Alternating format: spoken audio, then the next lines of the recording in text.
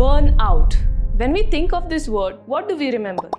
हाँ, काम पे या mentally physically tired overwhelmed feel करना, राइट? आजकल ज़्यादा स्ट्रेस और एक्सपेक्टेशंस की वजह से ये बर्नआउट रिलेशनशिप्स में भी बहुत कॉमन हो गया है। जब ऐसे लगे कि आप ही एक हो जो सारे एफर्ट्स डाल रहे हो और आपका पार्टनर या फ्रेंड या फैमिली मेंबर रेसिप्रोकेट ही ना करे, उससे भी हम बर्नआउट हो सकते हैं।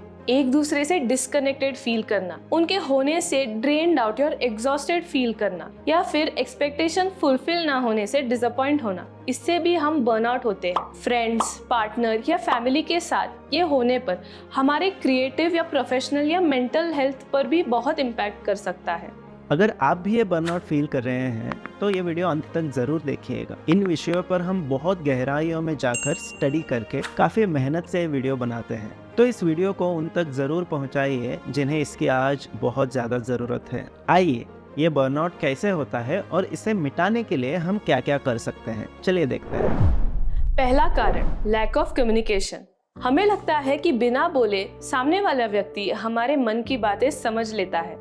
वो Amazon या Flipkart नहीं है जो आपके मन को पढ़कर आपको जो चाहिए वो प्रोडक्ट सजेस्ट करेगा।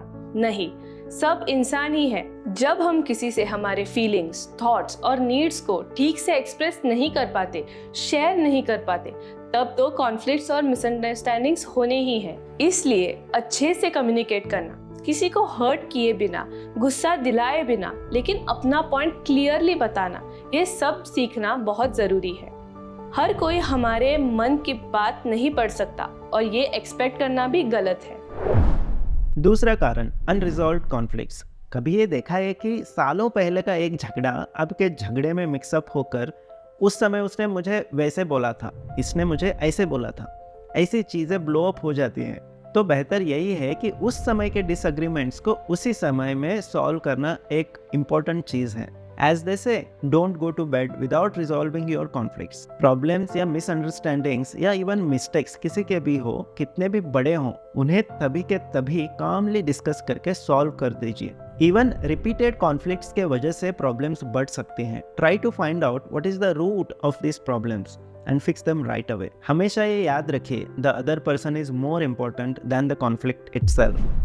Third, differences in goals and priorities. सब लोग यूनिक और डिफरेंट होते हैं, वैसे ही उनकी सोच, गोल्स और प्रायोरिटीज भी डिफरेंट होती है। सिर्फ दूसरों की फॉल्ट्स या शॉर्टकमिंग्स दिखाई नहीं देनी चाहिए। ये डिफरेंसेस कम करने के लिए आप थोड़े कॉमन गोल्स, कॉमन प्रायोरिटीज या रिस्पॉन्सिबिलिटीज शेयर कर सकते हैं। Find the good in others and appreciate it, और ऑब्जर्व कीजिए कि आप में कितने डिफरेंसेस नजर आते हैं। लेकिन अगर ना भी हो तो दूसरों के ओपिनियंस या गोल्स को रिस्पेक्ट करना सीखे, उन्हें एनकरेज या इंस्पायर करना सीखे। इससे बहुत सारे प्रॉब्लम्स कम हो जाते हैं। चौथा, lack of quality time. This is one of the biggest reasons of burnout. हम हमारे कामों में इतने उलझे रहते हैं कि एक दूसरे को वक्त देना भूल ही जाते हैं। आज के टाइम पे इतने कमिटमेंट्स, टास्क्स और रिस्पॉन्सिबिलिटीज होते हैं, अग्री, बट इनमें बैलेंस जरूर बनाइए। Set a time for spending time together. Monthly once you can go out for dinner, या फिर एक आध बार आप एक इवनिंग जहां सब साथ में बैठकर टाइम स्पेंड कर सकते हैं। Make this time fun and engaging. या फिर take some time out to travel together. कहीं घूमने जाइए। ट्रैवल करने से काम से भी ब्रेक मिल जाएगा और स्ट्रेस से भी। Fifth, trust factor. ट्रस्ट एक शीशे की तरह होता है, एक बार टूटा तो फिर से जोड़ पाना बहुत मुश्किल है। Don't let boredom in your relationship make you look for pleasure and happiness outside. हमारे रिलेशनशिप्स में इश्यूज फिक्स करना बहुत इंपॉर्टेंट होता है। अगर हमने इस ट्रस्ट को तोड़ दिया तो वही इंसान फिर उसी लेवल पे मिलना मुश्किल है। इसलिए कभी भी किसी का ट्रस्ट मत तोड़िएगा। छठा कारण, फाइनेंशियल स्ट्रेस और unmet desires.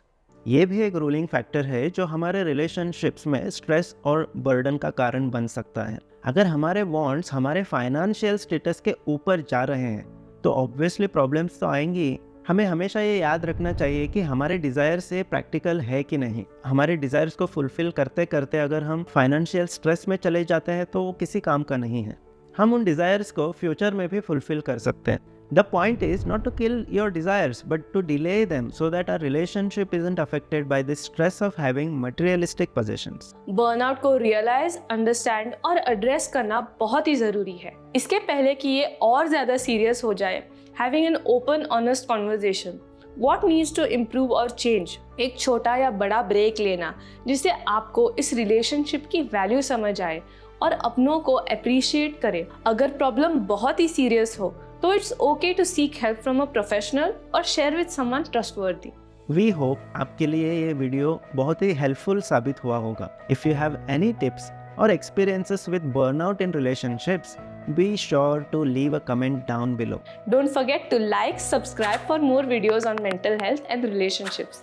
Thank you for watching, and until next time, take care and be well.